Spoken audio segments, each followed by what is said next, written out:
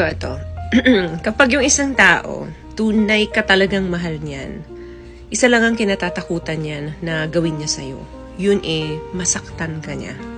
Pero kapag ang isang tao ay in love sa'yo, ang pinakatatakutan na mangyari niyan is losing you. Mawala ka sa kanya. Kasi once in love ang isang tao, fluctuate yan. So, maaring tataas, bababa, yung pagiging in love niya sa'yo. Nai-in love siya because may ginagawa kang isang bagay kung bakit siya na-in love sa'yo.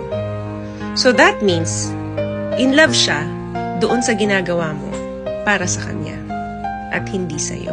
And the sad truth, dun sa taong in love sa'yo, he or she keep hurting you over and over again. Then gagawin niya yung lahat. Huwag ka lang mawala sa kanya. Then, after nun, uulitin niya na naman na saktan ka ulit. Kung nag-cheat siya, maulit yon. Kung dinidisrespect ka niya, paulit-ulit lang yung cycle. So, bitawan mo. Don't settle for less. And wait or find someone na mamahalin ka talaga ng tunay. Kasi, yan yung mga taong takot na masaktan ka.